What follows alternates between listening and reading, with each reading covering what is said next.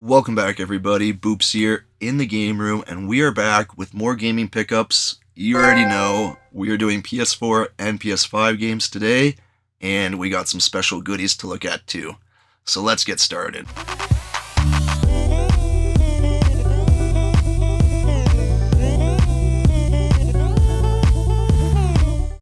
We're going to start on the PS5 with Trepang 2.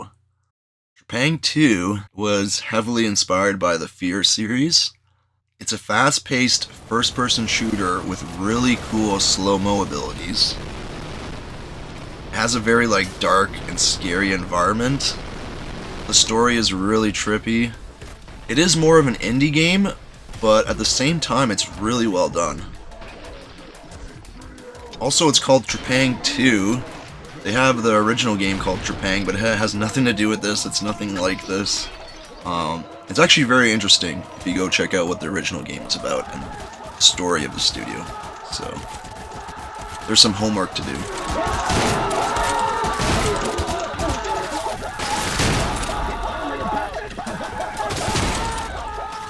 Next, we have Star Wars Outlaws. I slept on this game for a little bit. I don't know why I wasn't too interested at first, but later I picked it up and I had a blast with this. This is a really dope game. The universe is super big, there's so much to do. The environments are very intricate and super detailed. There's a lot of things going on.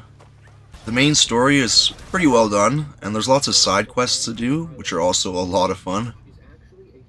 It's a really cool idea to play as an outlaw, and it was a lot more fun than I thought it would be. And the game looks gorgeous. Beautiful. Really, really good looking game.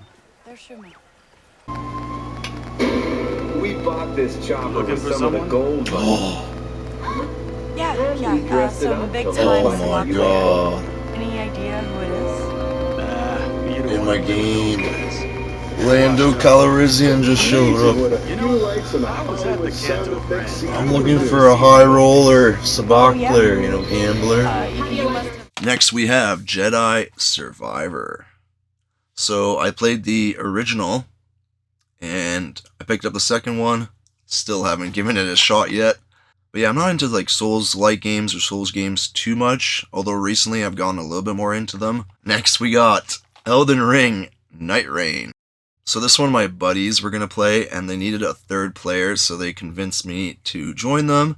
And I actually had a lot of fun with this one. It more so takes the Dark Souls experience and kind of condenses it into I forget how long it was. It was a 40-minute, hour-long run. You do 2 days, 3 days or whatever, a bunch of bosses. It wasn't necessarily as challenging as playing the actual game. But it was a lot of fun. You got to do so much in so little time, so surprisingly a lot of fun for this one. I knew it. I fucking knew it. Fucking asshole. We got Freedom Wars, which I imported from Japan. I also bought it digitally on PlayStation. This was one of my favorite games on the Vita. My friend played it first, and then it wasn't until a few years later that I decided to try it, and I actually had a lot of fun with it. It's a really cool story. You're a sinner in this futuristic society where there's a conflict, there's wars. You're a prisoner, you're in a panopticon. And you have a million years to serve, so you can do missions to reduce your sentence. You can donate resources that you find during the missions to reduce your sentence. But there's also a lot of mistakes you can do to increase your sentence. At the beginning of the game, you're not allowed to lay down or be unsupervised or run for over 10 seconds. Or I think even at the beginning you might not even be able to run. It's that ridiculous. And you have to do missions and pay to get the right to do all that stuff, and then you can do it.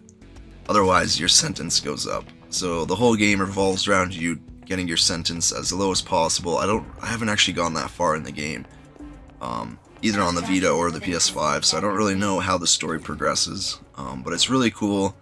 At the same time as this war and everything's going on, there's like this weird mysterious girl that appears in your panopticon, and you're trying to figure out like what she's doing there too. So really cool idea.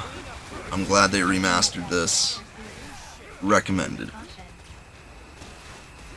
Next we have Dead Island 2. I played the original one way back in the day, and I wasn't like looking too forward to the new one. I know it got like decent reviews, but not like great reviews, I guess. So it wasn't until my buddy wanted to try it, and it was like 20-25 bucks or something, that I decided to grab it. And it's a lot of fun, especially for like you and your friends. If you have people to play with, a lot of fun. Solo, maybe not as much. Look, my knife's in him. My knife's in his butt. Do you see that? I don't know if that's synced on you guys. But... right in his ass. We got Split Fiction, from the makers of It Takes Two, if you remember that game. And then previously, before that, they started with A Way Out. They might have more games under the belt. I just don't know off the top of my head. But this was their next one, the most recent one. Split Fiction. It has to be played in 2-player, either split screen or online. They're very nice that I can purchase the game and any of my friends can play it with me without having to purchase the game using a friend's pass.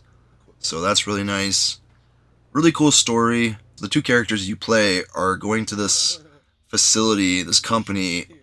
They're authors, and I forget what they're actually there for. They're for some like experimental thing. And it turns out that the company's actually stealing their ideas from their minds or their heads. So they go off on this like crazy adventure, I guess technically in this like VR environment where their stories come to life. Yeah, really weird, trippy idea. It's a lot of fun. We just haven't had a lot of time to actually play it and get through it all. So it might not be as memorable, I guess, as A Way Out or It Takes Two, but I still think it's a lot of fun. So check it out if you want something for 2 people. Yours is cooked more. Just a different hot dog. Oh no. Ooh, we're getting into some good ones. We got Terminator Resistance. I think this was free on PlayStation Plus. And that's how I own it digitally. I bought it sealed because I had so much fun with it. Really great game.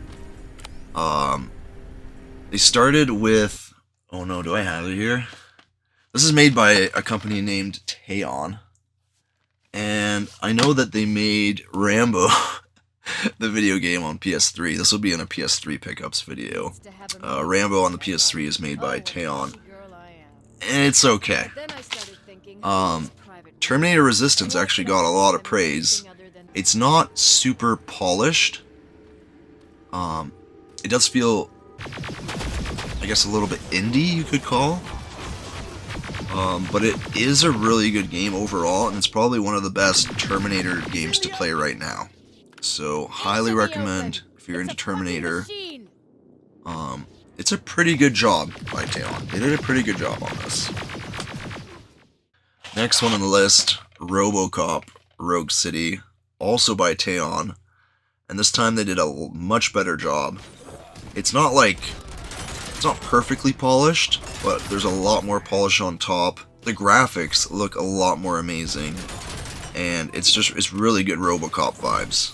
Another one, if you like RoboCop, I recommend this. Why do you think that aliens run the set? Who do you think runs the advertising business? They're stuffing commercials with subliminal messages. They use additional film frames with commands to make us obey. Don't you know what happens to those who watch TV? Next one is actually a gift from my friend for my birthday this year. It's actually been sitting here for a while, waiting for the pickup video. I'm not going to open it. It's from Strictly Limited Games. It is Iron Meat. That's just the lithograph that comes with the special edition. This is the steelbook with a bunch of goodies inside. I'm not sure exactly what's inside. It's a 16-bit retro side-scrolling shooter that's, I think, inspired by Contra, I'm pretty sure. And there's like these, all the enemies are like different types of meat that you have to kill, I guess. Really cool one to have in the collection, especially that it's strictly limited. Next we have 2 Point Campus, the Enrollment Edition. I already purchased this game, big fan of 2 Point. It's a really cool and wacky simulation game. The first one was Hospital, then they made Campus, now they made Museum, I believe. Still haven't tried Museum, the new one. Campus I bought when it was on sale. It was a super ton of fun. And I saw this version in store, I think for like 20-25 bucks, something like that. It was on like a clearance price. So I enjoyed the game so much, I thought I would have to get a sealed copy for my collection. We got a few things with this next game. So I picked up Death Stranding 2. I'm a big fan of the series. I wanted to support Kojima, and I still haven't played it yet. Really cool atmosphere. I know everybody calls it a walking simulator, but I think it's so much more than that. So, really cool. We have a few items to go with this. I've been trying to get limited edition DualSense controllers, and every time I go to pre-order one, it's sold out so quickly. And of course, I wasn't like super after this one. It just so happened that I was on Amazon, it was available for pre-order, and I was like, fuck it, I always miss all these controllers. I literally don't have any special edition DualShock, so, or DualSense, what am I saying? Anyways, we got the Death Stranding 2 special edition DualSense controller. I thought it looks pretty cool. And finally, to conclude this little bundle, we got the Death Stranding 2 Collector's Edition. Up there I have the original Death Stranding Collector's Edition, which is like the baby in the tank that he carries. This one is not a baby. This is not what it looks like. I bought this without even knowing what was in it, really. So when I got home, I checked online what everything inside looks like, and I wasn't too excited for it.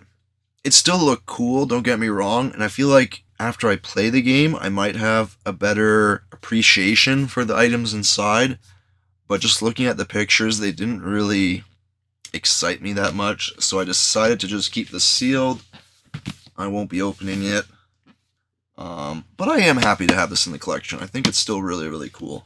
Moving on, we got Until Dawn on the PS5. This is like the remastered but also remade version. I think they made it from the ground up on a new engine. It's pretty much like identical to the original. This one also added a bunch of collectibles. They're like Easter eggs from their other games and franchises, which was really cool. And they also added a proper, like, good ending for Josh, because he arguably needed a good ending after all the shit he's been through. And they also added a secret ending, which I thought was really cool. It was really intense watching that. I don't want to spoil it, but yeah. Really cool that they added the good ending for Josh and a secret ending. I thought that was a really nice surprise, which I wasn't expecting. But yeah, really, really good game.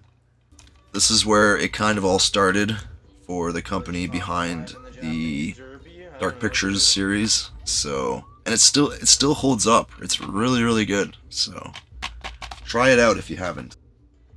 Next we have Indiana Jones and the Great Circle. I picked up this game on Xbox when it originally came out. I played it on my Series X. Really good. Even though it's a Bethesda game, it doesn't feel too much like a Bethesda game. Like, it's still there, but it's more polished. They do a really good job. And the vibes of Indiana Jones, spot on. Like, it feels like a movie. And sometimes I'm trying to remember this game, like remember moments in the game, and I forget that it was a game, and I keep thinking, like, am I thinking of a movie? Like, what movie was that in? And it's like, no, that was in the game. So really, really good. If you're an Indiana Jones fan, must have. Especially now that it's on PS5 and it's a little easier to play, I guess I could say. Not everybody has an Xbox, but a lot more people have a PlayStation. So really, really good. Highly recommend. I bought the PS5 copy as soon as I found one because I didn't think they were going to have a PS5 copy. And it was really difficult to actually get an Xbox physical copy in the first place. So, as soon as I found one, it was used. It was the only one in the store. I had to grab it. You're here to help with Antonio.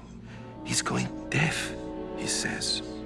An old war wound, I'm told. Well, I'm just here to serve God.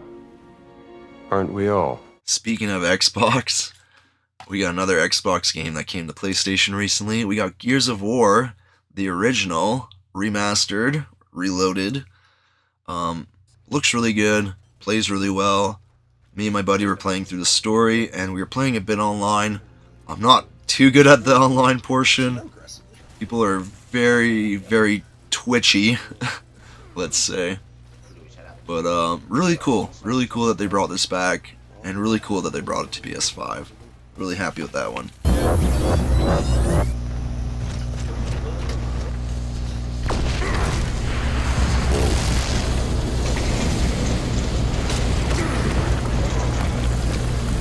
Maybe you guys got hit by that. I don't know what that was, but... Next we have Back for Blood. To be fair, I don't think we really need to say too much about this game. I think everybody knows. I just bought it because I didn't have it in my collection. I don't think I even have it digitally owned, and it was $10. So, fuck it. Alright, don't panic. Everybody relax, okay? I'm gonna show you something. No one panic, okay? Don't panic, okay? Okay? The next game that I picked up, and we're gonna make up for this game in a second, okay? It's gonna be brief. I'll try and keep it short. We're gonna make up for it, don't worry. I'm just... Don't be scared. I picked up Skull and Bones. Hear me out. It was $30. And for $30, you might hate me for saying this, but for $30, it's okay.